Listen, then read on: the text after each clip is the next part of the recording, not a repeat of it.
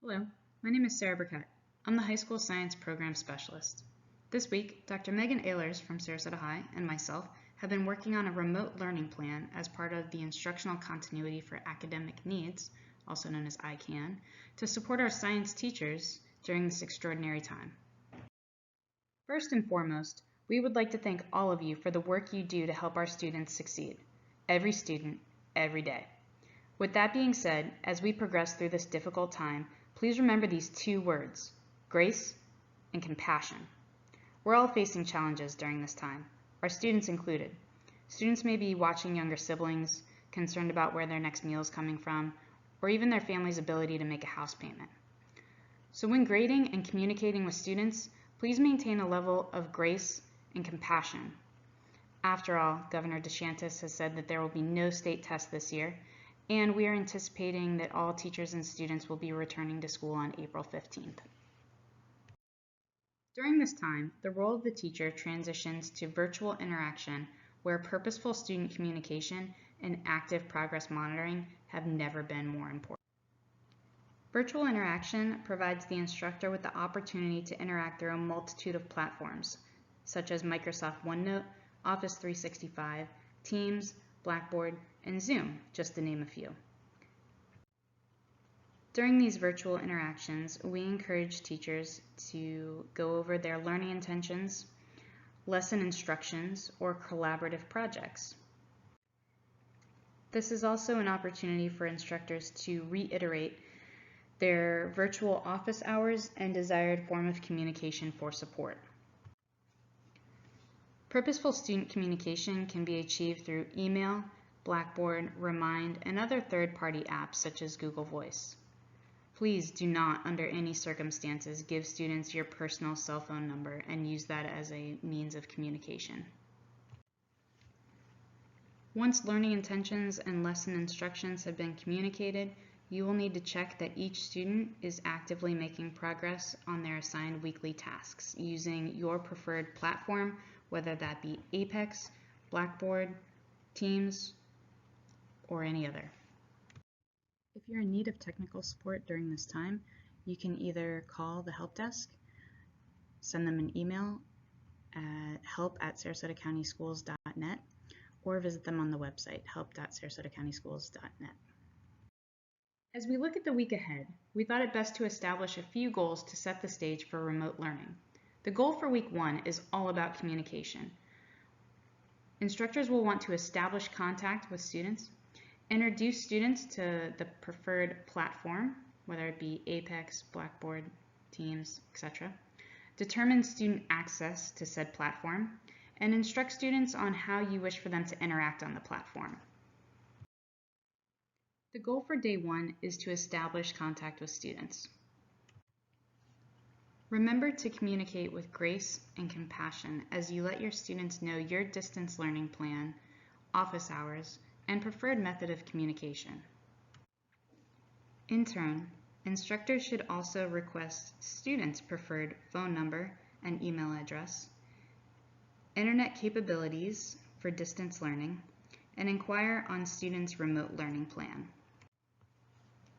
You as an instructor may be interested to know when students are able to complete their work, where they will be working from, how they will deal with distractions, and if anyone's at home to help support them during this time.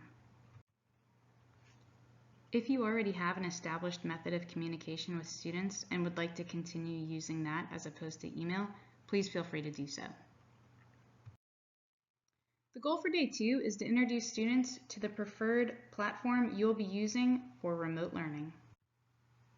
Connect with students to make sure that they can access the platform and that they are also aware of the mode of communication you will be using to frequently connect with them.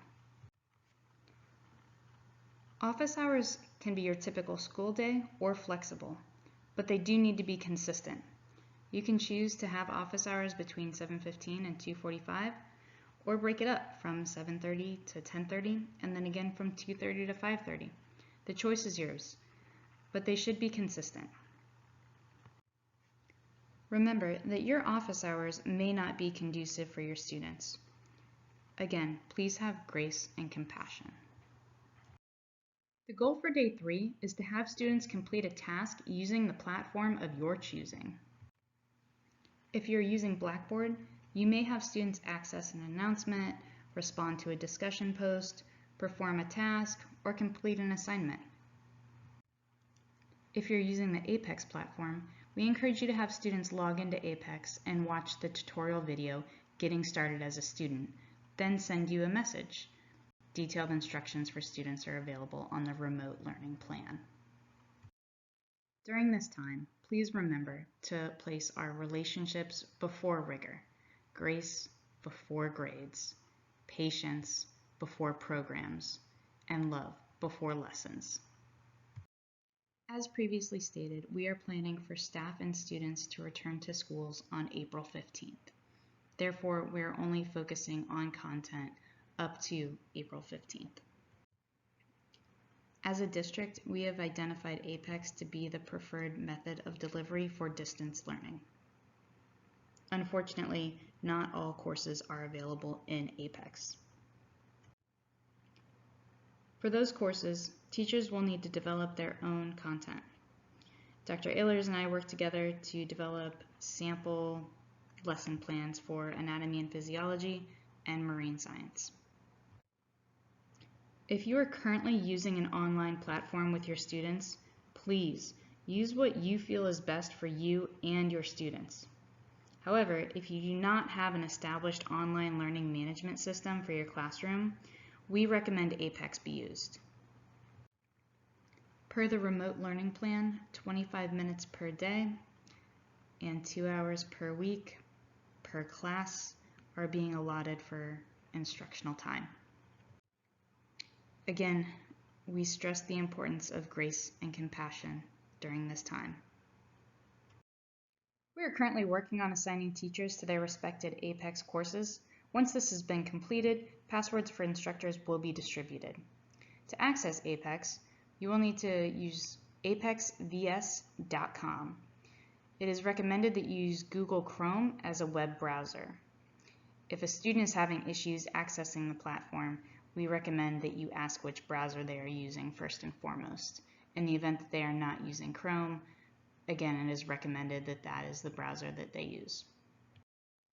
If you do not currently have an established online platform you will be using, we recommend using Apex as the preferred platform. Why, you ask? Teachers using Apex will not need to identify or develop content for their remote learning experiences. Using this method will enable teachers to focus on connecting with students and determining specific paths for student support and remediation if necessary. Apex is mastery-based, has a gradebook, and clearly shows where students are at progress-wise. Apex is mastery-based, which means students must earn a 70% or higher in order to move on to the next section. The image to the right displays what you might see in a typical gradebook. The green border means that students have passed the mastery-based learning threshold on the very first try and are ready to move on to the next segment. A yellow border means that students did not pass the mastery-based learning threshold, but still have another attempt left. A red border means that the student has not mastered the content and has no more attempts. If the red block is shaded with a triangle in the lower left-hand corner, it means that they're currently blocked, which means you will need to contact said student. Students will be able to take quizzes 2 times before being locked out. Therefore, you as an instructor will need to be in contact with the student and either unlock or override the test score. Once students complete the unit, tests can be opened. Let's talk about Apex and the Sarasota County Schools gradebook and what that looks like. During this time of remote learning, teachers will not add individual assignment grades into their Sarasota County Schools gradebook.